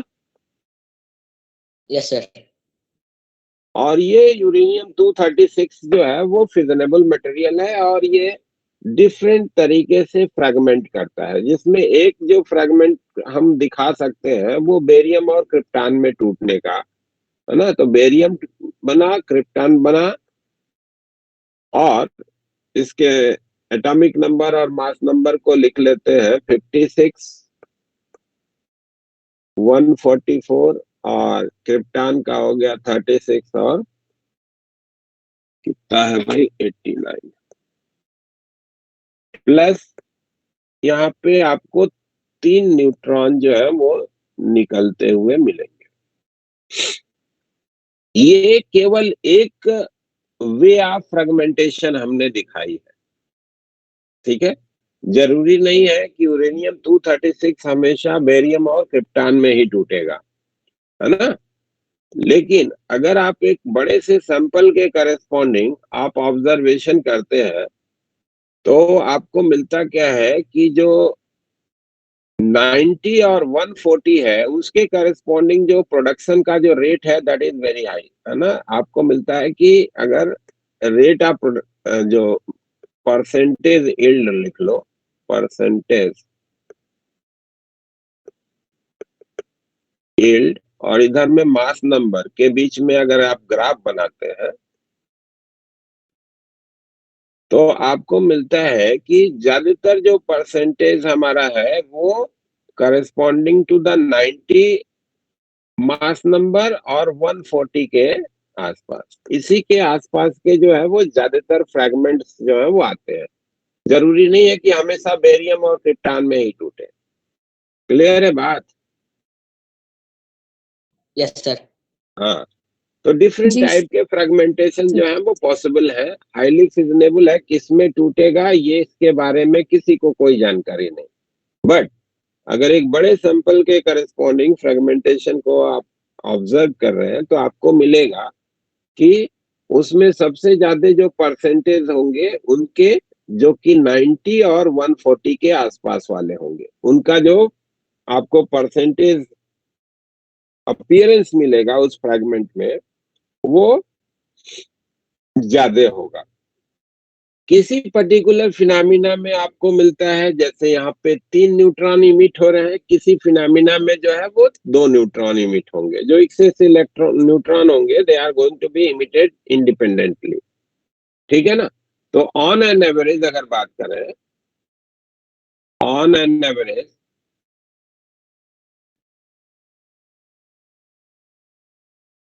2.5 neutrons are emitted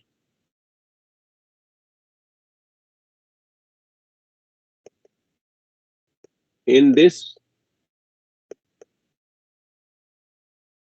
process of fragmentation, ठीक है। ये जो टूटने की फिनोमिना है इसमें लगभग जो है 2.5 न्यूट्रॉन्स जो है, किसी में 2 निकले किसी में 3 निकले, तो एवरेज अगर करा जाए एक लार्ज सैंपल के करस्पॉन्डिंग तो 2.5 न्यूट्रॉन्स जो है वो इमर्ज होते हैं। और इस फ्रेगमेंटेशन में पर फ्रेगमेंटेशन जो एनर्जी इवॉल्व होती है that is approximately 200 mega electron volt, है ना।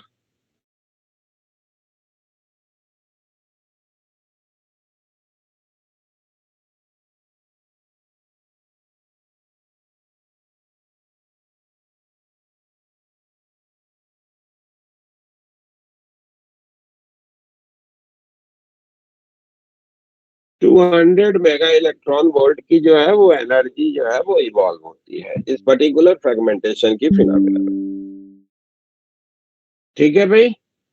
जिसमें से लगभग जो 5 मेगा इलेक्ट्रॉन वोल्ट की एनर्जी है that is shared by the neutrons, और रेस्ट जो एनर्जी होती है वो जो फ्रैगमेंट्स बने उनकी काइनेटिक एनर्जी के रूप में जो है वो अपना अपीयरेंस लेती है। अप्रोक्सीमेटली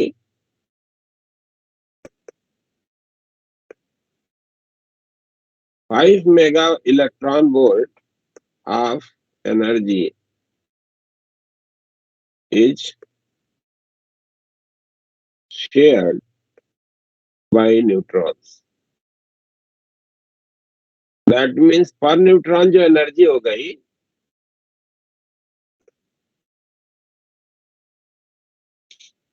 ये 2 मेगा इलेक्ट्रॉन वोल्ट की आ गई ना भाई। यानी कि इसमें जो लगभग न्यूट्रॉन्स निकलते हैं उनकी जो एनर्जी होती है वो 2 मेगा इलेक्ट्रॉन वोल्ट की होती है। क्लियर है बात यहां तक? जी sir. सर। हाँ, अब आओ देखो, इधर में जो हमने यूरेनियम 235 को न्यूट्रॉन के द्वारा एब्जॉर्ब कराया, न्यूट्रॉन को यूरेनियम 235 के द्वारा जो एब्जॉर्प्शन की बात करी, तो यूरेनियम 235 ऐसे न्यूट्रॉन्स को ही एब्जॉर्ब कर पाता है जिसकी एनर्जी जो है वो बहुत कम हो, है ना, लगभग 0.04 इलेक्ट्रॉन वोल्ट की, ठीक है ना। ऐसे न्यूट्रॉन को बोलते हैं thermal neutron. Uranium 235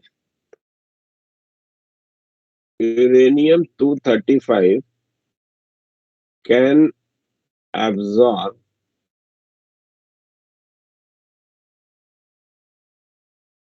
only the thermal neutrons.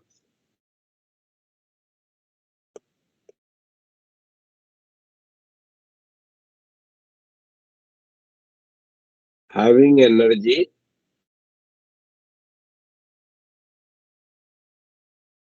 approximately 0.04 electron volt, है ना।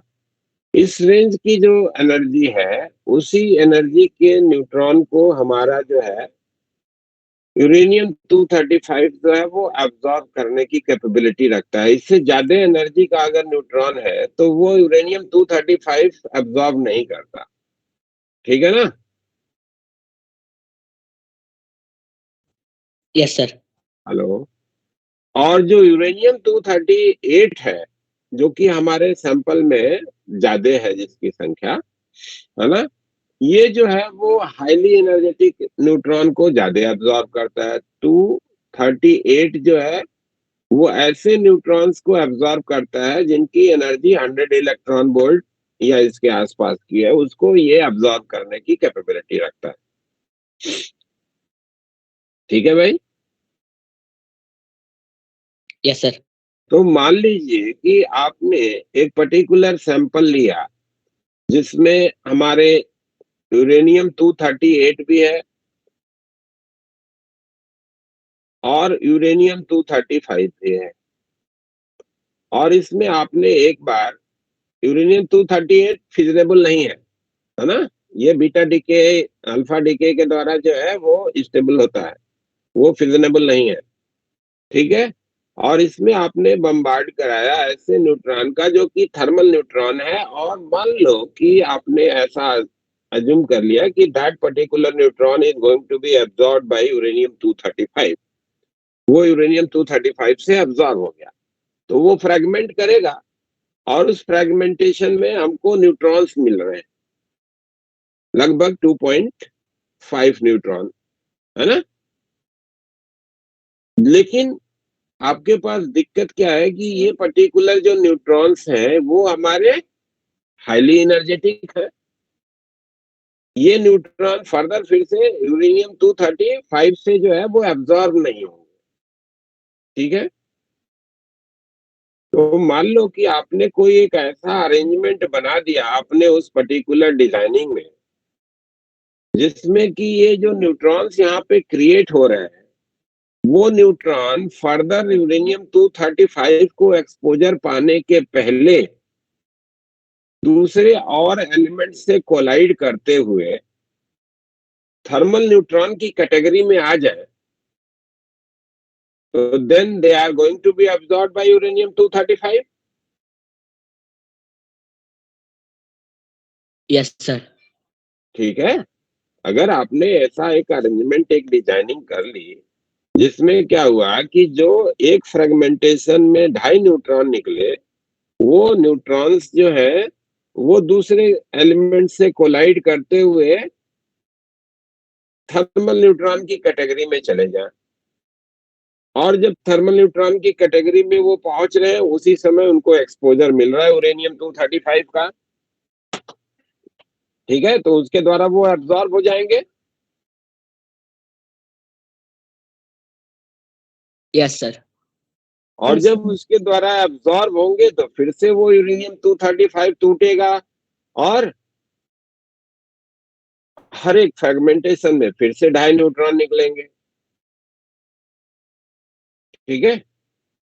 यानी Yes, कि ज्योमेट्रिकल प्रोग्रेशन में फ्रेगमेंटेशन जो है वो आगे बढ़ता चला जाएगा, है ना। अगर आपने ऐसा अरेंजमेंट बना लिया तो ज्योमेट्रिकल प्रोग्रेशन में ये पर्टिकुलर जो रिएक्शन है वो आगे बढ़ता जाएगा। 1 से 2.5 बना, 2.5 से फिर 2.5 गुना और हुआ, फिर 2.5 गुना और हुआ, फिर 2.5 गुना और हुआ, है ना। और Yes, sir. हर एक फ्रेगमेंटेशन में जो एनर्जी इवॉल्व हो रही है वो एनर्जी 200 मेगा इलेक्ट्रॉन वोल्ट की है, जो कि बहुत बड़ी है।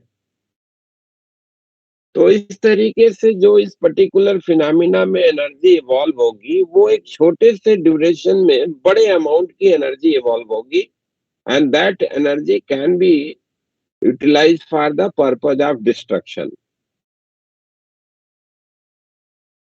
है ना। उसको डिस्ट्रक्शन के लिए आप यूज कर सकते हैं, ठीक है। और इस तरीके से आपका ये एटॉमिक बम बन जाता है। क्लियर है बात। हाँ जी सर। और इस पर्टिकुलर फिनोमिना को आप बोलते हो चेन रिएक्शन, है ना। तो अगर आपका जो चेन रिएक्शन है वो ज्योमेट्रिकल प्रोग्रेशन के रूप में आगे बढ़ता जा रहा है, आपने ऐसा अरेंजमेंट बना दिया अपने उस पर्टिकुलर डिजाइनिंग में, तो ऐसे केस में uncontrolled amount of energy that will going to be evolved in this fragmentation phenomena, है ना। और इसको आप डिस्ट्रक्शन पर्पस के लिए यूज कर सकते हैं। वो बम हो गया जिसको एटम बम कहते हैं, यानी कि एटम बम आपका किस फिनोमिना पे बेस्ड है, न्यूक्लियर फिशन की फिनोमिना पे based. Clear. Yes, sir. Yes. अब मान लो कि आप यहाँ पे जो फ्रेगमेंटेशन हो रहा है इस एनर्जी का आप फ्रूटफुल यूटिलाइजेशन करना चाहते हैं, है ना।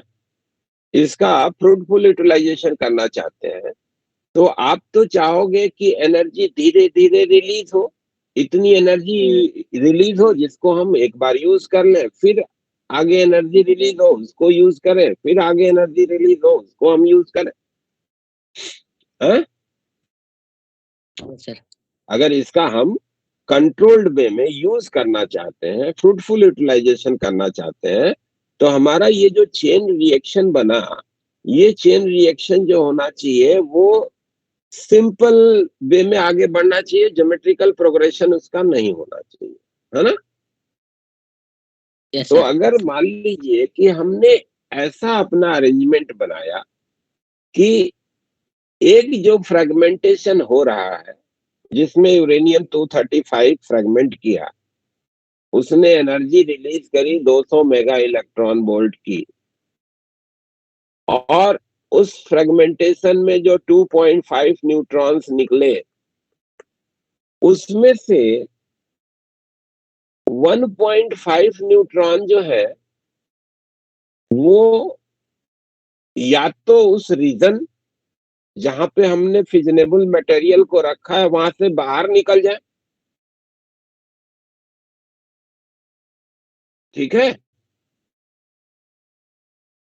या तो वो पर्टिकुलर जो 1.5 एक्स्ट्रा न्यूट्रॉन है ना, 2.5 एक न्यूट्रॉन और आए अगला रिएक्शन को ट्रिगर करे, बचा जो 1.5 न्यूट्रॉन है वो जो है उस रीजन से बाहर चला जाए जहां पे हमने फिजनेबल मटेरियल को रखा है, या फिर किसी दूसरे के द्वारा वो एब्जॉर्ब कर लिया जाए।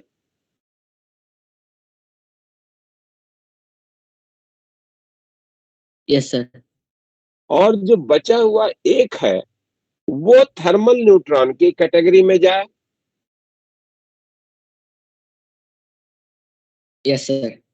क्योंकि बीच में 2 मेगा इलेक्ट्रॉन वोल्ट से लेकर के 0.04 या 004 मेगा इलेक्ट्रॉन वोल्ट के बीच में आपको 100 इलेक्ट्रॉन वोल्ट भी तो आ रहा है, Yes, sir. ठीक है।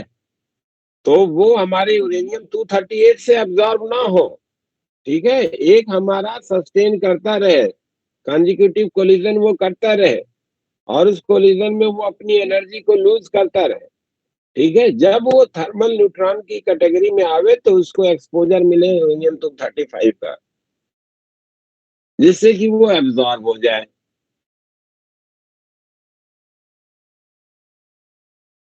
तो ये जो है हमारा एनर्जी जो रिलीज होगा इस पर्टिकुलर फिनोमिना में, वो एनर्जी स्लोली रिलीज होगी and that energy can be utilise for the human wellbeing, है ना।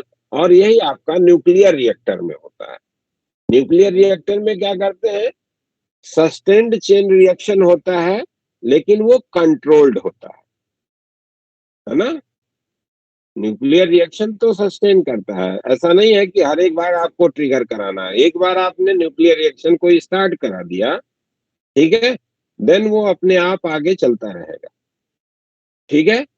लेकिन वो एक्सप्लोजन ना हो, उसके लिए आपको अरेंजमेंट ऐसा बनाना पड़ेगा कि ऑलमोस्ट 1.5 न्यूट्रॉन जो पर फ्रेगमेंटेशन एक्सेस बन रहे हैं, वो या तो उस रीजन से बाहर हो जाए या अब्सॉर्ब कर लिए जाए दूसरे पर्टिकुलर एलिमेंट्स के द्वारा जो वहां पे आपने प्लेस करके रखा है जगह जगह पे, ठीक है।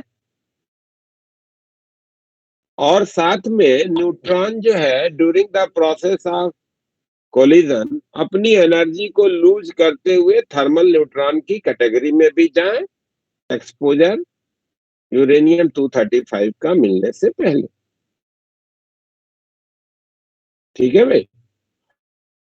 तो न्यूक्लियर रिएक्टर में आप दो तरीके की चीजों को यूज करते हैं।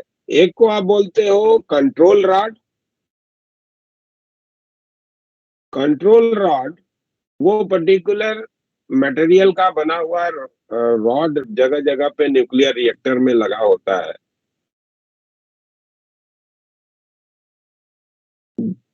जो कि न्यूट्रॉन को आसानी से अब्सॉर्ब कर ले, है ना। ये न्यूट्रॉन एब्सॉर्बिंग एलिमेंट होते हैं।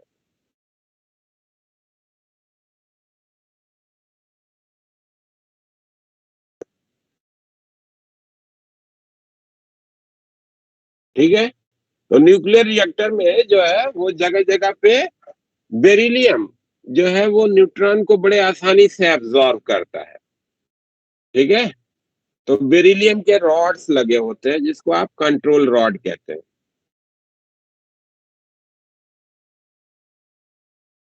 कैडमियम,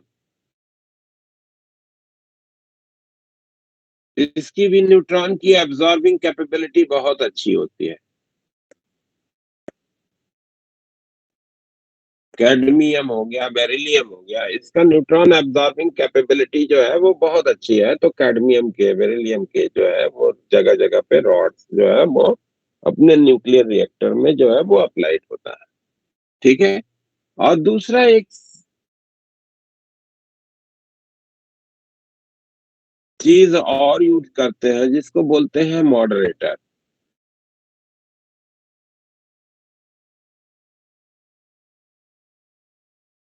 मॉडरेटर क्या है, वो पर्टिकुलर एलिमेंट जिससे कि न्यूट्रॉन जो कि हाईली एनर्जेटिक यहाँ पे प्रोड्यूस हो रहे हैं, वो कोलाइड करने के बाद अपनी एनर्जी को लूज करके थर्मल न्यूट्रॉन की कैटेगरी में जाए, ठीक है ना।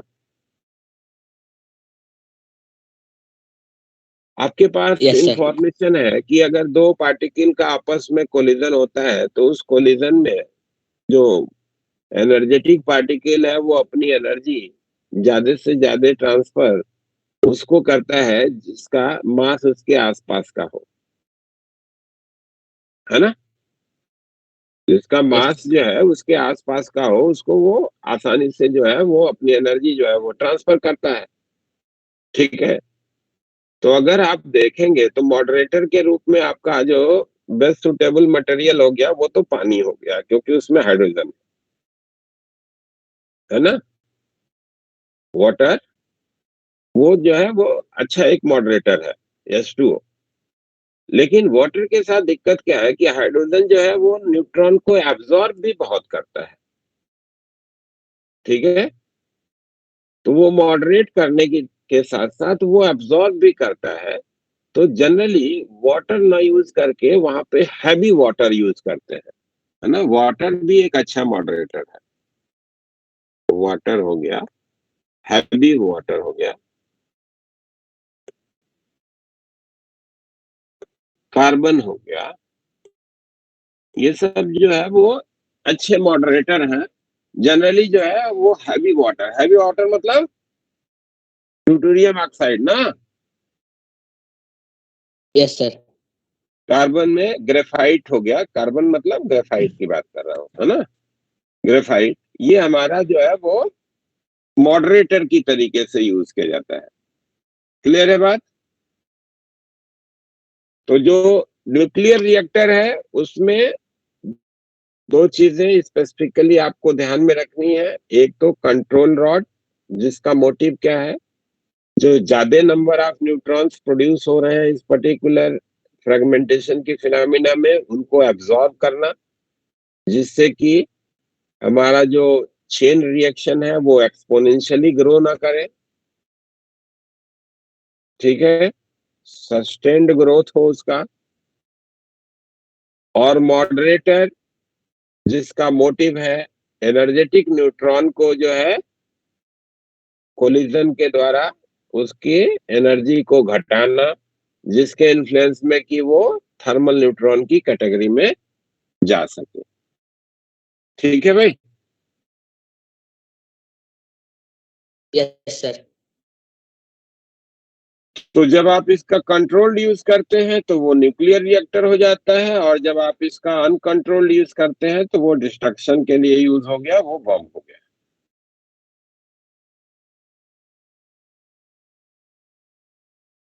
एनर्जी इसमें बहुत ज्यादा इवॉल्व होती है। तो ये पर्टिकुलर फिनोमिना एक अच्छा जो है एनर्जी का सोर्स है, न्यूक्लियर फिशन। अब आइए बात करते हैं न्यूक्लियर फ्यूजन का।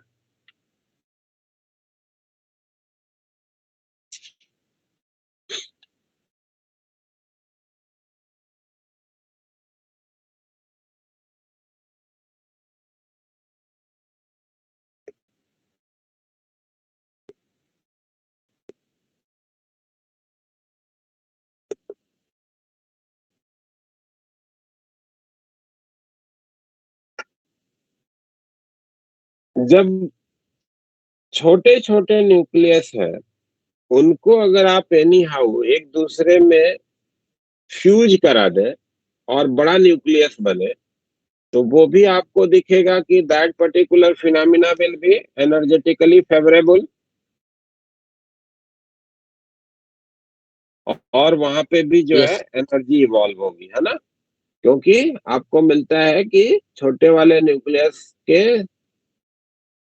जुड़ने से जो बीच का न्यूक्लियस बनेगा उसका भी बाइंडिंग एनर्जी पर न्यूक्लियन जो होगा छोटे वाले के कंपैरिजन में ज्यादा होगा। ठीक है ना भाई। तो जो न्यूक्लियस के एक दूसरे से फ्यूज होने के बाद जो बड़ा न्यूक्लियस बनता है उस फिनोमिना को हम लोग कहते हैं न्यूक्लियर फ्यूजन, और इस फिनोमिना में भी एनर्जी इवॉल्व होती है। when lower mass number nucleus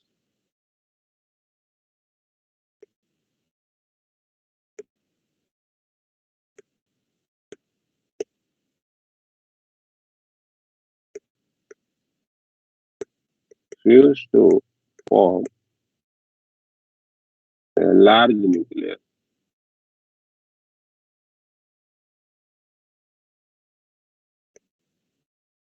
then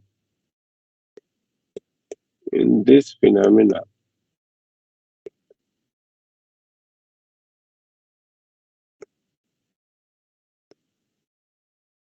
energy is evolved.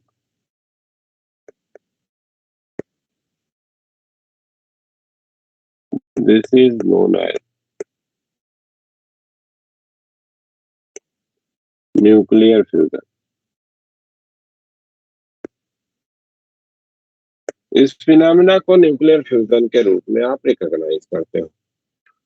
ठीक है ना। जी सर। अब यस इस सर। पर्टिकुलर फिनोमिना के अपीयरेंस में आने का जो तरीका हो सकता है कि आप दो न्यूक्लियस जिनको फ्यूज कराना चाहते हैं उनको इतना करीब एक दूसरे के ला दें जिससे कि उनके बीच में न्यूक्लियर बॉन्ड या न्यूक्लियर फोर्स एक्टिव हो जाए, यानी कि फेमेंटोमीटर साइज रेंज में उनको एक दूसरे के करीब ला दीजिए। ठीक है, दोनों न्यूक्लियस जिनको आप एक दूसरे में फ्यूज कराना चाहते हैं तो फ्यूजन तो तभी होगा ना जब उनके न्यूक्लियस के बीच में न्यूक्लियर फोर्स एक्ट करना शुरू कर दे। और न्यूक्लियर फोर्स के एक्ट करने के लिए सेपरेशन क्या होना चाहिए न्यूक्लियंस के बीच का, फेमेंटोमीटर साइज रेंज का। Yes sir. Yes sir. तो इस सेपरेशन पे उन न्यूक्लियस को पहुंचाना अगर है तो सबसे बड़ा उसमें हर्डल क्या है कि किसी भी पर्टिकुलर एटम में इलेक्ट्रॉन्स चारों तरफ से हैं, उसके इन्फ्लुएंस में उस एटम की साइज ही आपको एंगस्ट्रॉम में मिल रही है। तो उन इलेक्ट्रॉन्स को आपको स्ट्रिप ऑफ करना है ना, इतना आपको हीट करना है जिससे वो सारे के सारे इलेक्ट्रॉन निकल जाएं, बचा केवल न्यूक्लियस न्यूक्लियस रहे। ठीक है, और दूसरा अगर न्यूक्लियस न्यूक्लियस भी है तो इलेक्ट्रोस्टैटिक रिपल्सन इनके बीच में इतना ज्यादा होगा कि उनको इतना करीब ले जाने के लिए उनको काइनेटिक एनर्जी जो आपको प्रोवाइड करनी होगी that will be very large. ठीक है ना, उस पोटेंशियल बैरियर को न्यूक्लियर फोर्स आने से पहले इलेक्ट्रोस्टैटिक रिपल्सन तो लगेगा ना, उस इलेक्ट्रोस्टैटिक रिपल्सन के फोर्स को ओवरकम करने के लिए आपको उसको एक दूसरे के करीब लाना है, यानी कि काइनेटिक एनर्जी देनी। उसके लिए आपको उनको बहुत बड़े टेम्परेचर तक हीट अप करना पड़ेगा। थ्योरेटिकली अगर देखा जाए तो 10 टू द पावर 9 केल्विन के रेंज का अगर टेम्परेचर आप हाइड्रोजन के एटम को देते हैं, हाइड्रोजन को, है ना, 1H1 की बात कर रहे हैं, देन इनकी जो काइनेटिक एनर्जी होगी वो इतनी होगी कि दो हाइड्रोजन के जो न्यूक्लियाई बचे वो न्यूक्लियाई एक दूसरे से फेमेंटोमीटर साइज रेंज में सेपरेशन पे आ सकते हैं। ठीक है ना, यानी कि बहुत हाई टेम्परेचर तक आपको हीट करना होगा लैब में अगर करना है। दूसरी डिफिकल्टी आपके पास क्या आती है कि अगर आपने बहुत हाई टेम्परेचर तक इन पर्टिकुलर प्लाज्मा स्टेट के एटम को हीट कर दिया तो इनकी काइनेटिक एनर्जी भी बहुत बड़ी हो जाएगी and they way moving randomly. तो अगर मान लो कि एक हाइड्रोजन का एटम इधर है और एक इधर है, ये इधर जा रहा है ये इधर जा रहा है, तो क्या इनका फ्यूजन पॉसिबल है? नहीं। इस टेम्परेचर तक हीट करके इनको काइनेटिक एनर्जी इतनी ज्यादा मिले एज वेल एज वो एक दूसरे के तरफ भी जामे, तब जाकर के पॉसिबल है कि they can be fused. Yes sir. ठीक है ना, तब उनके बीच का जो सेपरेशन है वो फेमेंटोमीटर साइज रेंज का आ सकता है एंड देन आफ्टर इनका फ्यूजन का प्रोसेस हो सकता है और उसमें एनर्जी इवॉल्व होगी। यानी कि इनको एक छोटे से रीजन विशेष में जो ये हाईली एनर्जेटिक हमारे प्लाज्मा स्टेट के बन रहे हैं न्यूक्लियाई, इनको एक छोटे से रीजन विशेष में कन्फाइन करके रखना पड़ेगा जिससे कि जो रैंडम मोशन है उस मोशन के दौरान वो एक दूसरे के तरफ भी कभी मूव करे जिसके इन्फ्लुएंस में कि वो फ्यूज कर जाए। ठीक है, तो ये टेम्परेचर को बढ़ाना जितनी बड़ी डिफिकल्टी नहीं है उससे बड़ी डिफिकल्टी है इनको एक छोटे से रीजन विशेष में कन्फाइन करके रख पाना इस हाईली एनर्जेटिक न्यूक्लियस का। ठीक है, आगे की बात फिर एक छोटे से ब्रेक के बाद।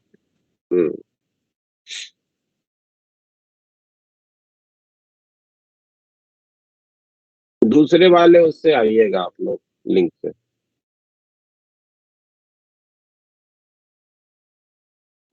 Okay sir. Yes sir.